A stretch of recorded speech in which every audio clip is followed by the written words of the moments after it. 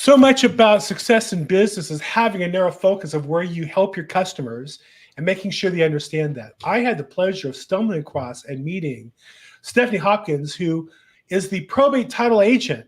And I said, wow, I meet a lot of title reps who tell me they do all kinds of stuff. First time I met somebody who really focused in this one area. And I said, I got to meet her. And we had a chance to meet months ago and do a little bit of business together, even though we're in different states across the country, actually. But we had a great conversation. I want to share with you guys. Stephanie Hopkins, thank you so much for joining us, Stephanie. Thank you so much, Bill, for having me. So in a lot of ways, we're very different. I speak very quickly and mumble, and Stephanie speaks more slowly and is very polite. I'm from California. She's in Florida. I'm a man. She's a woman. There's a lot of differences in our business, but one thing that we share in common, I think, is an intense focus on probate. So tell me, how did you end up in a focused area of at least enough on your marketing to be the probate title agent? Well, my mom always told me a taught lesson is better than any bought one, right?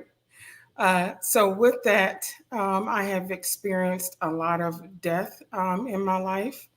I lost a child. I've buried my mother, my two siblings, and I just most recently buried my dad. So with that, I realized that a lot of people don't understand what that death process looks like. So the Lord put it on me to say, Stephanie, specialize in probate, be my vessel to speak about the importance and how it relates to generational wealth, especially in the BIPOC community. And BIPOC community stands for? Black, brown, indigenous people of color. Mm-hmm. Great. And I'm not any of that, but I will say that I do recognize, I think the number one destruction of wealth amongst the Black community, the minority community in Los Angeles is the fact that wealth gets transferred through probates rather than proper planning from generation to generation. It is, I used to go to court every day, and it was heartbreaking. And I'm not a member of the BIPOC community in that sense, but you can't help but notice the destruction of wealth. The families who, husband and wife from World War II, he came back, GI Bill, bought a house, raised his kids right, had 3 or 4 kids, paid the house off, and left it. And the 4 kids go to war, and the only person who comes out ahead is the attorneys, and the wealth just gets scattered to the wind. It is heartbreaking to watch. It really is. So with that, that's the reason why I focused in and honed in on probate for those exact reasons.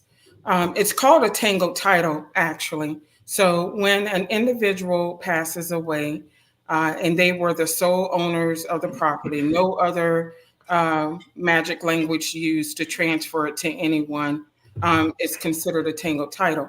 So the title itself states that it will provide coverage for that individual and their heirs.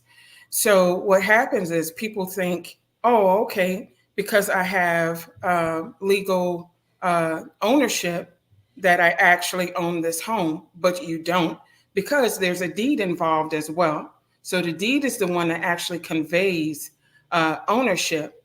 So title and deeds are 2 different things.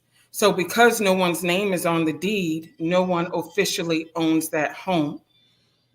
I remember watching a 60 Minutes piece, it must be 15, 20 years ago, about families post-slavery, how they were former slaves were given chunks of land.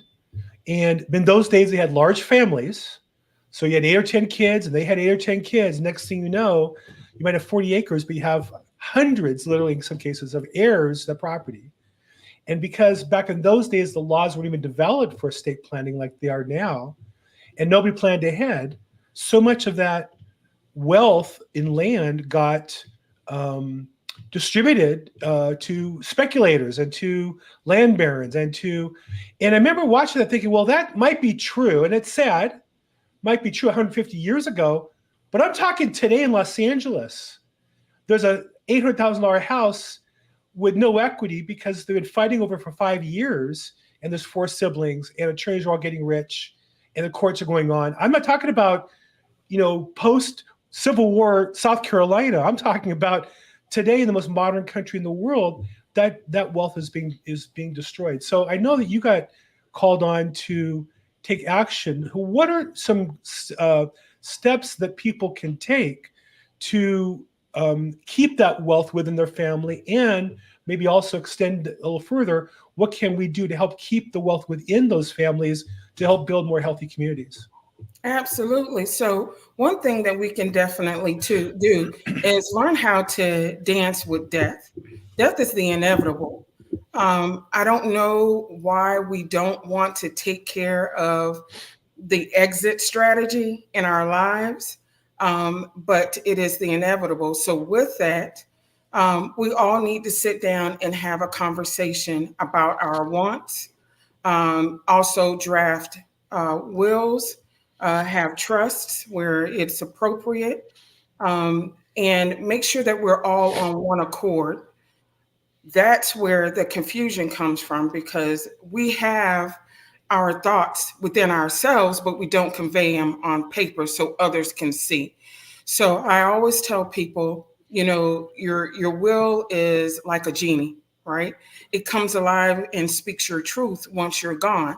It gives that Mm. roadmap that your family needs to jump these hurdles through probate or whatever they're going through. It makes the process so much seamless versus, well, this is what mom wanted. This is what she said. She had a separate conversation with me.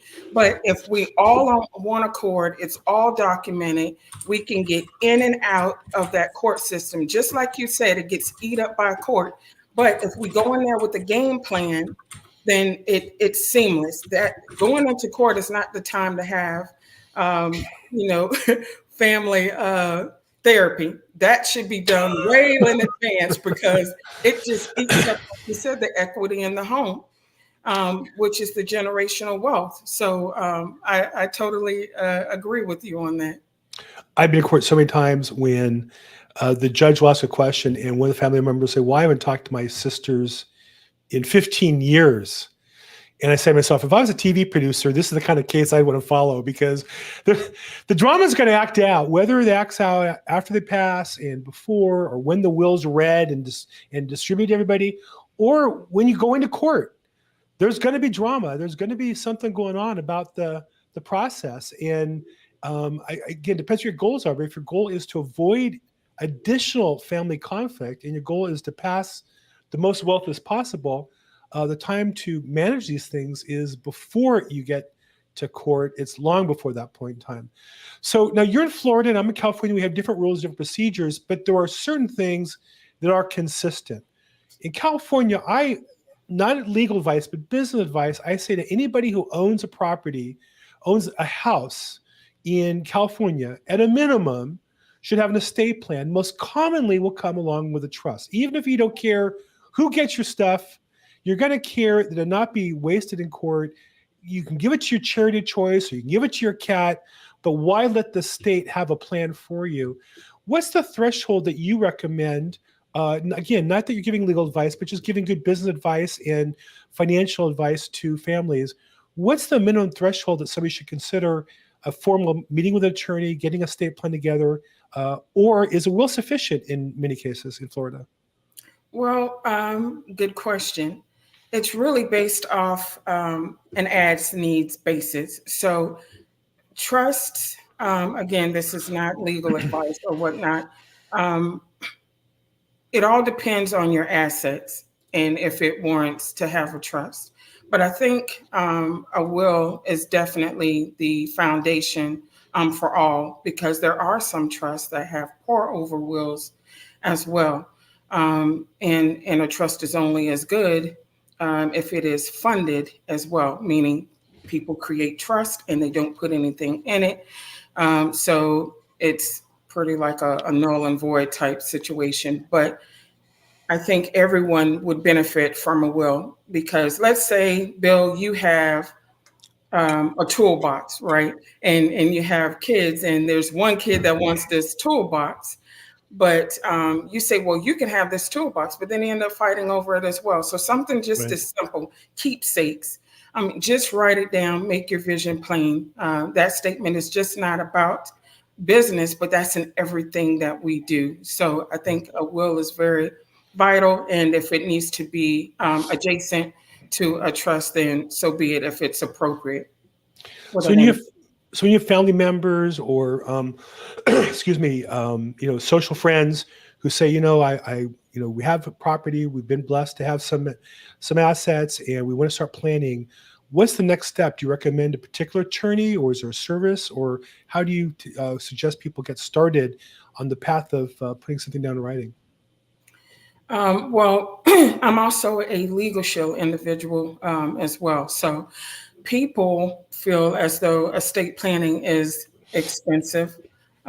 So with that, I try to make a cost-effective way for them to at least start the basics. It can be, but everything is expensive, but we have to prioritize our expenses. So we may say, oh, well, estate planning is expensive, but then we'll go and spend $500 on some shoes. But that could have been your estate plan, So it's so true. It just amazes me where people spend money on things and don't spend money on the fundamentals, and then it's heartbreaking at the end, though. I mean, we can laugh about it because it's painful, but it's heartbreaking when you see the results. Yeah, absolutely. So, excuse me, with that, if you have a family member or members that you want to have your home in the state of Florida, we have an enhanced ladybird deed, which is an enhanced estate deed. And you can have the person, while they're alive, to complete that, list the individuals that they want to be the remainder man, and the house would automatically transfer over to them. You don't play around with Florida. No. It's so funny. You've got the deed that transfers title, which we don't. Doesn't matter what it says. Either you have a trust, then you have to transfer the deed in the trust, or if you have a will, you got to go to court and probate the will. In Florida, you guys don't play that way at all, and it's for somebody who plans ahead, it's a very effective way to get the job done. I also notice our governor is signing more and more squatters' rights. We're trying to help squatters take more property, and your governor is doing what he can to help protect property rights. So Florida, you guys don't play around with the law at all. It's all very serious business down there. It's strictly business. Okay, so where do I want to go with all that? You're fun to talk to, Steph. Let's be honest. I work all day long trying to list houses, get houses through escrow, and I do this as part of my business development. And then I get a chance to talk to you. And before we start, we're laughing and having a lot of fun. And now all of a sudden the record button goes on, and I get all serious. I don't know why that is, because you are a lot of fun to work with. So your business, you're a Legal Shield, representative, which means you refer people to a service that in turn has a cast of attorneys that can help people get the right solution. But your basic business job is you are a title representative. In fact, let me just do some quick housekeeping since I'm a little delinquent. Our guest today is Stephanie Hopkins, and she is a probate title agent in Florida. And one of the names she works under is Black Wall Street Title LLC. She talks about her particular mission. But she's a title representative in the state of Florida, but more importantly, a businesswoman. And I also think a member of a community committed to helping our families keep their wealth and build their wealth. And that's really what really got my interest. I don't do much business in Florida, though she does business nationally. We'll talk a little bit about her title business. This is Probate Weekly. If you're interested, we do this every Thursday, 4 p.m. Pacific, 7 p.m. Eastern. And thank you to Stephanie, because she's joining us at 7:15 Florida time. If you want to come on regularly and get reminders, put in your information. We'll send you an email reminder every week. You also can scroll down and catch us on various audio formats, get past episodes, or get the past episodes on YouTube. We continue the conversation on Facebook at Probate Weekly. We have 3,800 members. Help me get to 4,000. But we put their referrals if you're looking for an agent in another state or an attorney in another state that's focused on probate. Also, feel free to post your social media content. Here's Courtney Rollins out of North Carolina, and he has a great YouTube channel. He puts good information on if you want to learn more about that. And here's another agent do the same thing. We want to support each other and help us all build our businesses. And then last, I'm not even going to go into that. Let's just go back to the business. So Stephanie, let's talk a bit about title. and how title fits in the probate business, because I sell houses. That's how I get paid. And I talk about these issues. But you're not doing that. You are involved in the title process. So what's your role, and what do you do on a day-to-day basis that helps families in title, particularly regarding probate? Absolutely. So, besides being a title agent, when you specialize in probate, then you kind of also become, let's see, a therapist a little bit, right? Because you're coaching them through the process. They're going through the process because they have to, but they don't understand. So when they don't understand, it brings confusion, and confusion brings reluctance, right? So you have to walk them through the process and explain that this is, this is normal, this is just the laws of the land, but how we can avoid it is by doing X, Y, and Z. What makes me different is most, and I'm not knocking my other title agents, love them to death, but they're more transactional. And I'm more of I get to use the empathy side of me. And that's at every touch point. So to make people feel at ease, because they're very vulnerable at this point in probate. They're kind of ashamed that they even arrived here. Yeah. So I make it a judgment-free zone, and we just stick to the facts at hand. I try to explain to them, how they even arrived here, what they can do moving forward to be proactive, to make the process a little bit more simpler for themselves. When I went through the bookkeeping, I forgot to mention, if you're watching on the live stream, feel free to put your questions in. If you're live or even after the fact, put your questions or comments in, and we'll get to them afterwards. But if you have a question for me or Stephanie, or you just want to promote yourself, put your contact information in the chat box. We'd love to share with you and meet with you.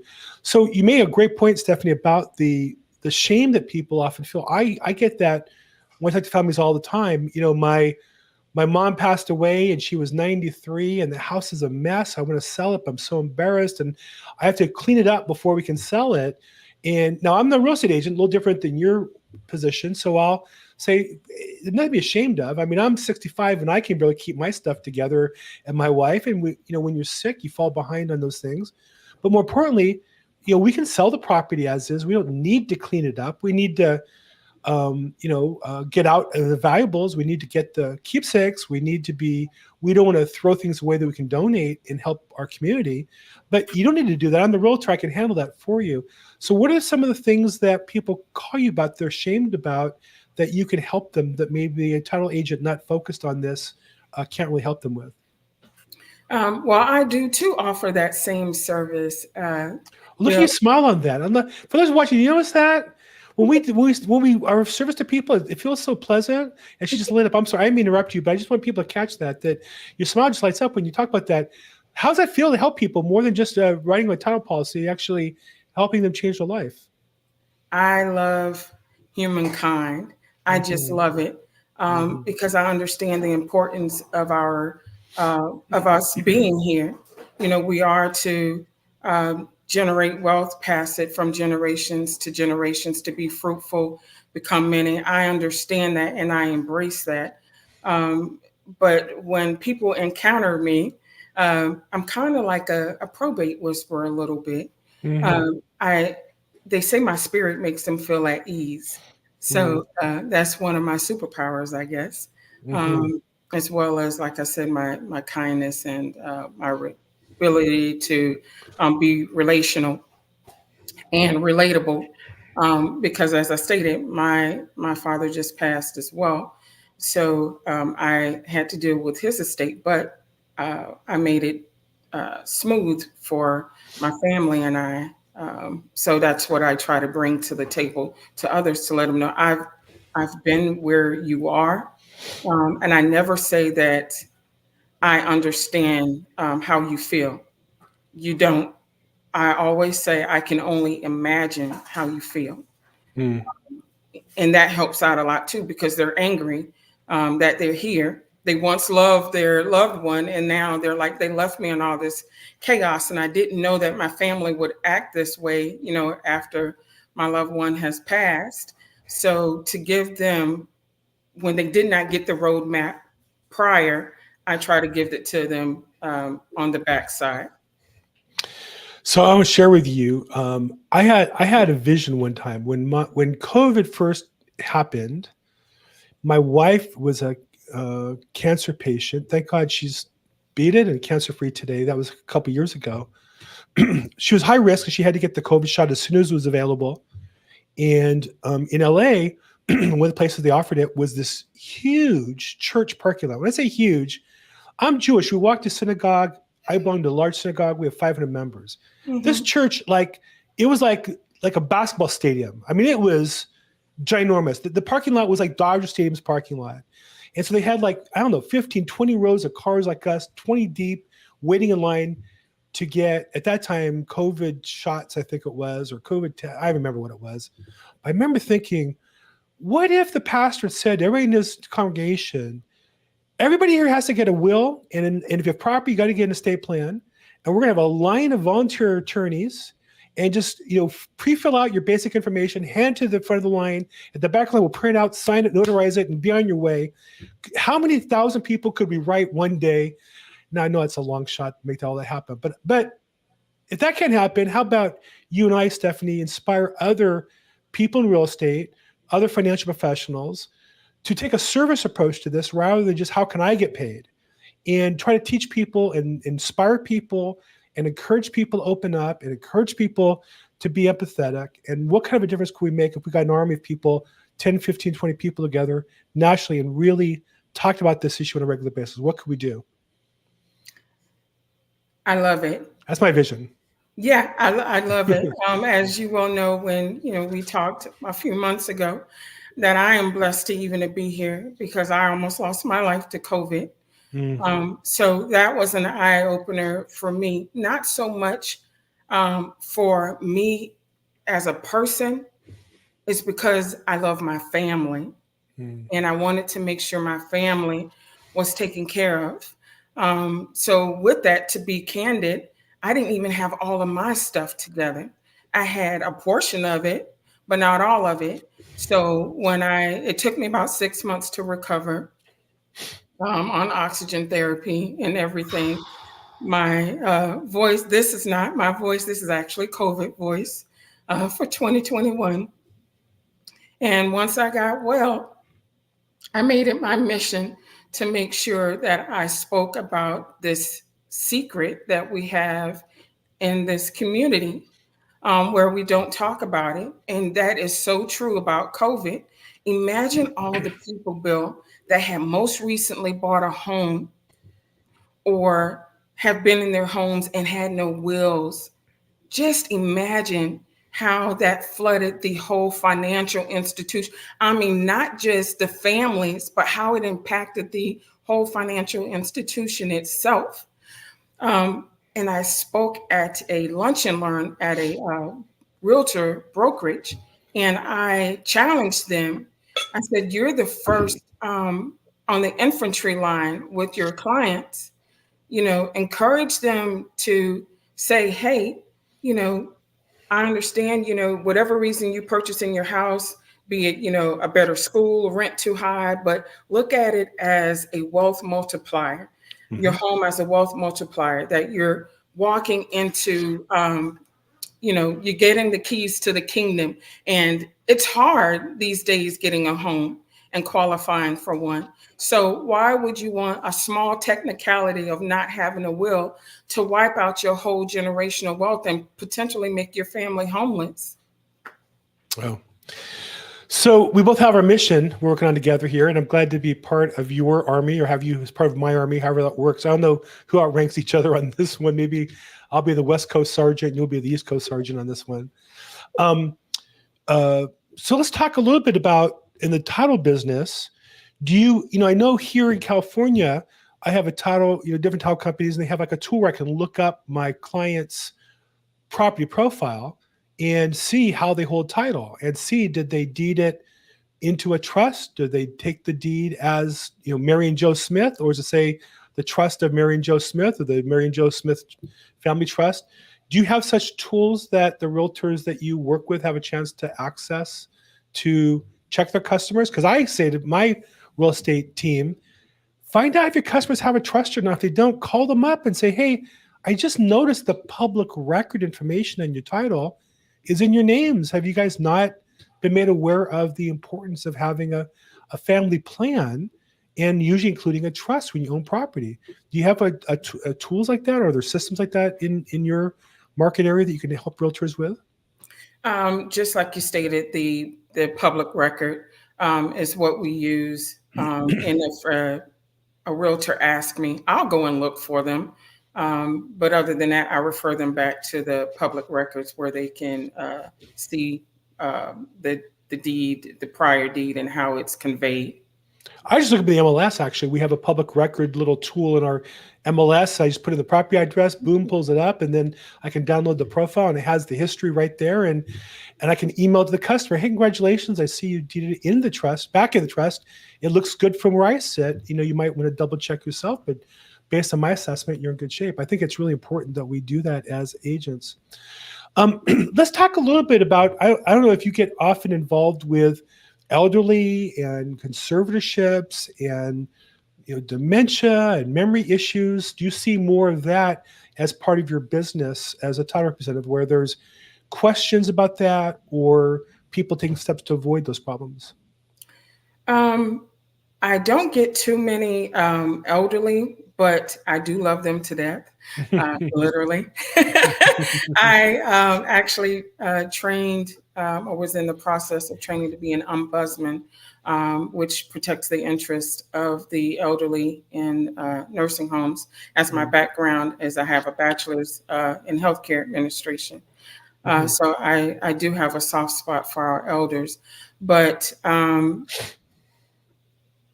I always suggest that people have a healthcare surrogate, as well as a power of attorney. So if they become incapacitated or there's any type of issues with their mental being, that's done beforehand. Right. So it's not challenged. You don't want to do it while they're in that state of mind, and then it becomes contested. But you want to do everything while you're in good health, because we're not guaranteed tomorrow, and just to have to be proactive and have everything in place. I think too, in regards to the probate, another thing that wraps around that is taxes. A lot of families end up losing their homes due to tax issues. A lot of heirs don't realize that there's a carrying cost. So once they go through the probate and the house is deeded to them, that now they step into the shoes of the homeowner, and they're responsible for everything that homeowner was paying to keep that house running. So I talk about things like that too in the probate space, as well as the reverse mortgages. I did a probate foreclosure that was due to a reverse mortgage. So I recommend families to sit down and to talk about that as well. And I know they go to counselors, but the family actually needs to talk about that as well, because that is causing a lot of issues, even in the probate arena. It's interesting you bring that up, because on one hand, I think the reverse mortgage is such a powerful tool. And like any tool, like a gun or electric, tool, it can be used for good or it can be very dangerous, and depends on how you use it. And I think you hit the right point, which is everybody should be involved in that decision and know what's going on, because it is expensive compared to a normal mortgage on one hand. On the other hand, it's not expensive if you can get it and you need it and there's no other alternative and you use it properly. And so that's where, the problem is one or two siblings left out of that discussion 2 years later. What the heck did you do? That's a terrible loan. Well, it's easy to say now. Back when they were facing foreclosure for not having money for taxes, they didn't have the alternatives. Maybe the siblings would have lent the money back then, but it's easy to criticize 2 years later. And I think that's where, again, I think you hit it right in the head, that they need to all be involved in that discussion So they understand these are complicated matters with a lot of different pieces of the puzzle. And if you understand the whole thing, you can make a good decision, but you can't, well, anybody can after the fact, nitpick anybody, but it's, and I'm not excusing reverse mortgages, and I'm not advocating for them. I'm advocating for, like any other tool, be smart about it, and in planning in this area, make sure you talk to everybody. So I think you really hit a good point on that one. Okay, one of our best followers, Matthew Price, auctioneer and realtor, said, I found people wait on a property because it has Medicaid lien against it. What advice can you give to people who might have a lien that may be scared that it will leak out? I don't know what you mean by leak out, Matthew.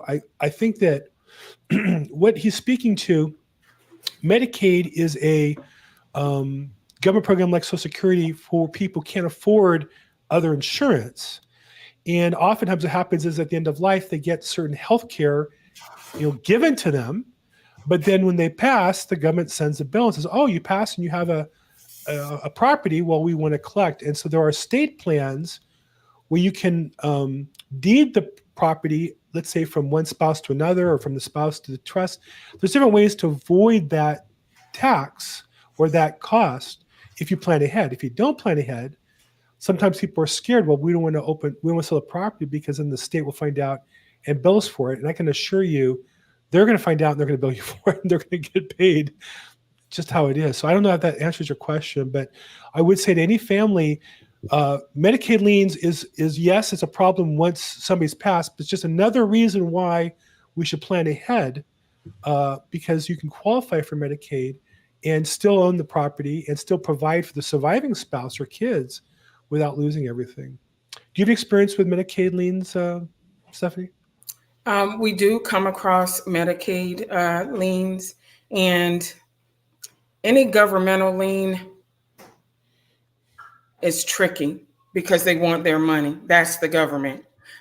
So trying to negotiate with them in order for the family to have money left is normally, I've seen done by the attorney.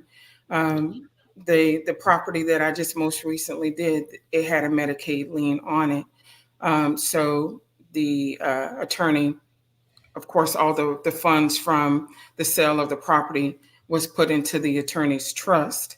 And then they will negotiate that Medicare lien down with the government. I had a probate case where the attorney had several continuances in what should have been a 6-month creditor period. The probate was open for about a year. And towards the end, the lien popped up. Now, I don't know if the state was watching and got it in under the wire. I suspect they might have been backlogged because of COVID and so many things going on. And I always tell everybody in a probate, the faster you can open it and get it ready to close, the better. There's nothing good that happens from the day you open a probate. There's nothing good that happens until you close the probate. Everything else in between is going to cost you money, time, effort, or energy. And sometimes you might miss a lien, which means you're good. The court is sanctioning, you have to pay it. That's what the point of the probate is to limit those things. So it's another reason to move as quick as you can. Matthew also points out, best series ever, Who Gets Grandma's Yellow Pie Plate? Not familiar with it? Mm-mm. I'll take your word for it, but I will say, I will tell a little story. My mom, her mother passed away when she was quite young, and my grandfather remarried. And my mother's stepmother, she called her stepmonster, and they hated her. There was some physical abuse involved. It was really bad. My mother's mother had these lusters, they were called. And when her mother passed away, my grandfather was going to move from Philadelphia, where my mother raised, to California, where my mother and her brother had moved. And he wanted to, and my mother was so mad about her stepmother, she kind of stopped having a relationship with her father as well over it. She felt so bad. And she and my uncle were always fighting about these lusters. Whose were they? His, hers, from her mother. And of course, anything from your mother who passes when you're young would be sentimental. And I remember as a kid when my grandfather finally showed up and he kind of made his peace with my mother. and my uncle and my mother got along, and he went to his car to bring these lusters out. They were just like these things. They were, maybe a foot long, these kind of crystal little decorative, something you might put in a dining table or in a hutch behind your dining set. They were nice. I'm thinking, all this time you're yelling about these lusters, that's it? You would have thought they were talking about the royal jewels of the United Kingdom, the way they thought about these lusters. Be honest, if I had them and we were moving, I would just give them away to get rid of them. But it's amazing how sentimental these things come. And so I think the point is, you plan ahead, or else you're going to live out these emotional issues after the fact, and they're going to fight over nonsense. Okay, and Jenny is saying our chat's like a well-orchestrated symphony. Well, Jenny, I'm glad you guys are having fun on the chat on Facebook. I'm glad to see that's going on. That's fantastic. Okay, so another question I wanted to ask you about. So let's step out now of the probate and inspiring families and title, I guess. Well, let's finish up on title. So who is your customer? Is your customer the family? Is your customer the attorney? Is your customer the real estate attorneys like I know in Florida you guys have? We call escrow officers. Is your customer the realtors? Who's the customer of your service, and what do you do to help them specifically? In addition to this mission we have, what's kind of your probate title functionality look like? So my customers are everyone literally that you just named. And what I do is, besides titling, what makes me also unique is that we offer estate education and title clearance education. So we hold the workshops for the communities. I also host them at the first-time homebuyer courses. I've done it twice for the city of Tampa. And I've also hosted one alongside Bank of America. So with that, I'm trying to get in at the beginning to make people aware of what it will look like if they were to pass, what their property will go through, and what their family would go through if they pass without an estate plan. Not good. Wouldn't you love to have what's that? Oh, the movie "It's a Wonderful Life," where the man sees his life as if he had never lived, and he realizes the contribution he made. So then he goes back and he's happy to be himself. Can you imagine if you could take a family who owns a house and has a couple kids, if you could put them in the probate court where their kids fighting over, and then put them back into real life? They're going to say, "Where's the forms? I'll sign right now." They'll kill you to get that estate plan put together, right? Absolutely. And I also speak to the realtors about it. So most title agents talk about, title commitments, what they are.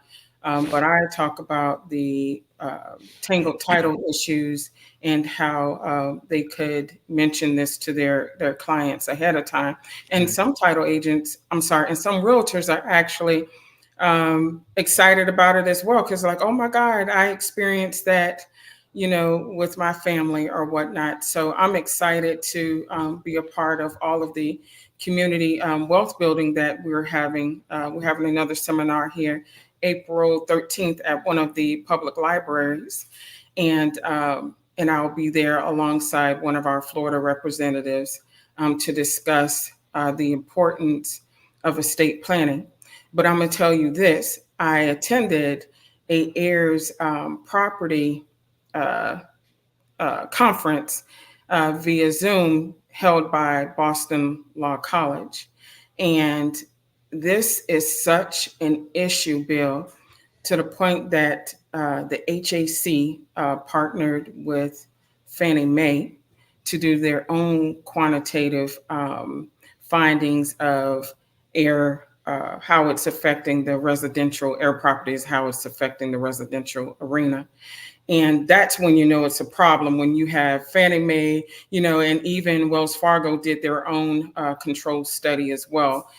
They brought that out in that meeting as well. And it was breathtaking that the world is seeing that this is such an issue. And this affordable housing, if we were able to keep individuals, these heirs, in their homes, we can preserve affordable housing. Well, not to argue with you, but or either keep them in the homes, great, or how about make it so that their heirs who don't want to live in that house could sell it to the next family who can move in and fix up and make it a nicer home and bring more tax revenue and create jobs for rehabilitation instead of the home sitting there kind of lost in stuck in the mud. Right. Yeah. So one of the things I find, particularly in lower income neighborhoods, which have enough trouble, let's throw some more problems in there. Let's throw in, on top of crime and tough economies and this, let's throw in title related problems. So even people who want to sell houses can't sell them. And then you have squatters come in those houses. You've got crime come in those houses. And now and that's why at probate, I deal with so many of these issues at once, because once you start to spiral down, it's easy to go down, and getting it back up is so hard. And I just feel like the cities and the banks and Fannie Mae are really missing this enormous opportunity to improve our communities. And again, I don't know, personally, I think it's nice to be able to age in your home. It's my home, and I like my neighborhood, and I want to be here. But by the same token, if I pass, I don't want my kids to be stuck with it because they can't figure out how to unprobate it. They should be able to cash it out and let the next family move in that wants to be here, and hopefully maybe improve the property to make it nicer. So it goes both ways, I think. Yeah. Or either, we have a couple of realtors here that are hosting, they're reaching out to their former home buyers that have been in their home for many years that have equity, and having a discussion about, let's see what we can do with your equity. Do you want to invest it in anything? Do you want to start a business? Do you want to buy other properties? Yeah. So we're really trying to give the community some ideas as to how to preserve and then how to grow wealth instead of just dying without a will. Your children only inherit your debts, and the capital is dead capital at that time. No one can access it. So, it's not like the house would be preserved while you go through probate. Probate is just slowly, becoming dilapidated and affecting your family as well as your neighborhood stability. And I guess as more of an issue, you're in Florida. We're on a mission to destroy our real estate market here, where now we have immigrants coming in, squatting on houses, and we have organized bands of criminals coming in on houses. And so when you have a house there's a recent case here where a family, not mine, but a probate, and they're getting ready to close escrow. And right before close of escrow, squatters move in, and here's buyers with everything in moving vans, and the family's getting ready to collect on the money. And the whole thing comes to a grinding halt, and it could be 6 months to a year to remove squatters. So again, there's nothing good that happens from the day you open probate to the day it closes, and that includes selling the property. And anything we do to expedite that, I think, helps everybody. So one of the other reason I really was excited when I first reached out to you, and I've only enjoyed it more since, is kind of the marketing focus. There's probably only, 100,000 title reps in America. If I say, what do you do in that area, whatever you define that job, there's a bunch of you. To my knowledge, you're the only one that really identifies herself or himself specifically in probate. Not that you only do that. I'm sure if I called you with a regular resale that needed title insurance, you'd be glad to help me out with that. Mm-hmm. But that you're doing your business development and you use that for your marketing. I noticed on your website, it's on there. I noticed on your LinkedIn, you talk about your probate. I know you also did a book. If I remember correctly, that's on your website. I did. On wealth, right? But all that comes from the focus as a probate title agent. So talk a little bit. I know some realtors are scared if they were to take on that title. Does that eliminate other business you might get otherwise? How has that titling helped you, or does it hurt you also as far as building your business? Good question. Because I do specialize in that. I also do regular titling, but there was a need for the probate titling aspect of it. I've heard countless times. I even had a realtor transfer over a case to me because the title agent was not compassionate enough to her client. So in order, and we got it through the process. So I can be transactional when need be, but that doesn't change my baseline of me being kind, considerate, affectionate. But I know that there are like little kids over here, like little orphan kids that need more attention. That's what that probate does. It gives more attention. So yes, if you want to close your regular title business with me, absolutely. But if you want to make sure that there's a probate, and you want to make sure that your client is only treated like the only client there is on earth, that they get that full undivided attention and relationship building, then you can do that with me as well. But it has been challenging because people think that I only do probate titling, but I also do regular title work as well.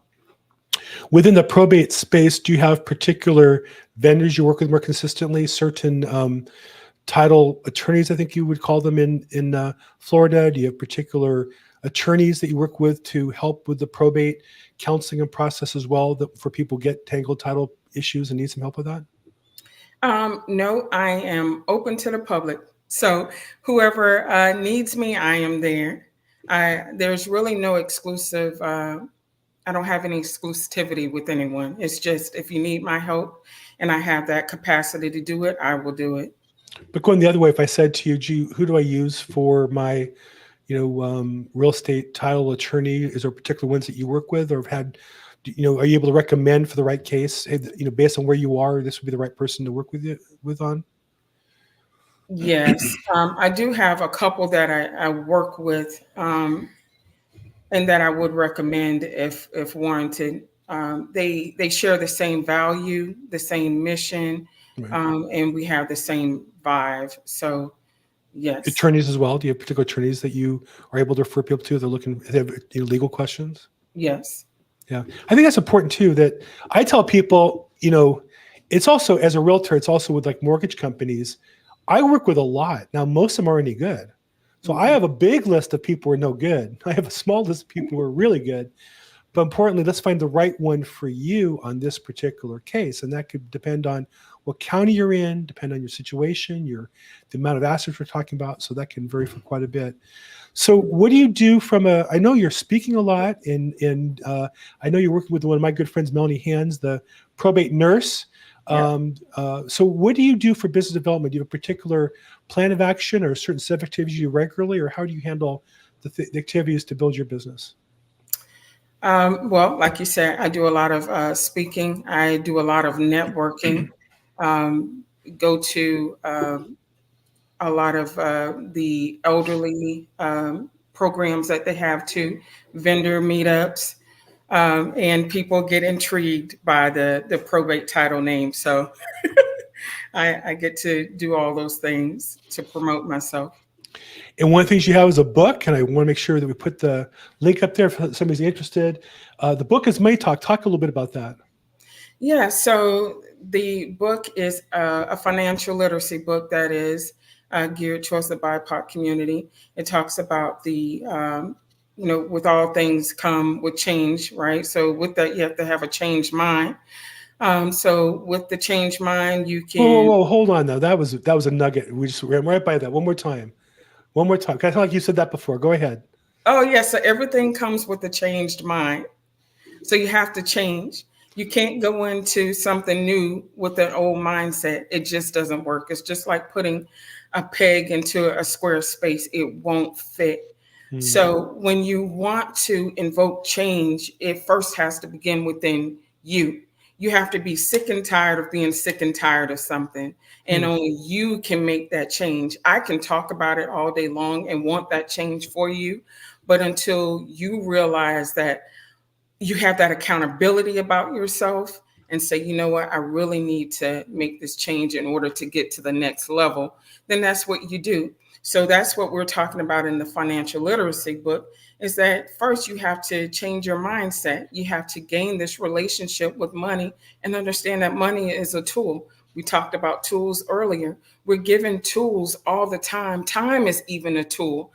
Some people say, well, Stephanie, time isn't a tool. But it is, if you understand time early enough, and let's say you start investing over time, your money will grow, but if you don't use your time wisely, then the time becomes like that, oh my God, I got to rush. But time is a tool as well. So with that, we talk about the money mindset. We talk about how to grow, leverage, and protect your money, because we're really trying to make a difference in our communities. According to a recent study, by 2053, African Americans' wealth may dwindle to zero. Yes. And at this time, 77% of African Americans do not have a will, and 82% of the Hispanics do not have a will. So, with that, we're losing out. Right now we're in that great generational wealth transfer that's over $84 trillion. Well, we're going to miss out because we don't have that roadmap or that tool, which is the estate plan, to help our family to get through that process. We're not going to miss out. We might miss out, but we won't miss out if you and I do our job. Absolutely. And we get our colleagues to do their job, and we can inspire the rest of our industry to do its job, which is, how can you be in this business and look around your neighborhood and watch that wealth just trickle through the fingers of the families into the hands of attorneys and courts and speculators and all that? How can you let that happen? And so I don't mean to argue with you, but I am determined not to let that happen, at least as much as I can push it. Oh, me too. I know you are. You said it was mindset, so I just I'd interrupt you and say, the wealth number. I haven't heard that one, but I can see. I watch that happening every day. Mm-hmm. And I don't. I know that people, it'd be delicate. People of the African American community want attorneys as such, want realtors as such. I get it. It's always easier to deal with people from your community, from your culture, but at the same time, I watch them not doing the job. Like, the results just aren't happening, and so I have to call on, people of the community to say, listen, we need to get these plans going. We need to get people into wills. We need to get people into estate plans. I might be an older white guy, but come on, let's get with the program. Absolutely. So I have a goal is to host a will clinic. Hopefully, if not August, no later than November of this year, where I will, get sponsors and partnerships in place, invite the community out, talk about the importance of estate planning, and then right then and there, we'll start writing some wills and putting things in place. Right then there, or at least get the input sheet done, right? At least if you need certain fields, let's get going. Like right now, stop. I don't have that. I guess that's what I need to look for, is somebody who has that input sheet to say, let's right now download the form or hit this button, fill out the information, and send it to this attorney or the service or whatever it is, Legal Shield, whoever. Let's get an action on this thing. Like, there's no time to waste. There's trillions of dollars changing hands. It's just trillions of dollars. And then what happens is probate becomes so complex, because it's not just your mother and your dad. Well, let's say you have siblings, and then one of your siblings passed. Well, now it's going to go down to your siblings' kids. It starts going deeper and deeper, just like a tree with roots. And so that's where the money comes in. Or let's say you live in a home and it's not properly deeded, and it just keeps passing along. Someone lives in it, dies. Someone lives in it and dies. And then someone finally decides to want to sell it. Well, probate is needed, and it needs to go back, 2 or 3, generations, because it was never transferred properly. And that's where you come into the thousands with the probate. So, okay, Steph, let's get busy. We're gonna have that workshop when? October? Either August or November of this year. So I'm working alongside with some individuals now, trying to solidify it, trying to get some banks on board, so they can see the benefit of it as well. You would think the banks would be on board with this, like, because they want the money in the bank. They don't want the money squandered away. You would think these big banks would be totally supportive. Yeah, the banks don't want your house. People, people think, oh, the bank want the house. No, they don't. They don't want the house. Give me cash. Yeah, for even the taxes, the tax authority doesn't want your house. They just want the money so they can continue to take care of the community. Right. The libraries, the police officers, the community. So that's all they want is the money. So Politicians need their vacations, their hair done, their nails done, paying money to their girlfriends and boyfriends. Yeah. Right? Well, not in Florida, I guess. In Florida, you guys play straight. In California, the politicians, man, they live the life. So, Bill, stop. I'm so sorry. that's really, I tell bad. people, I'm like, they don't want your property. They just want, the money so they'll be able to, continue to sustain our communities. So.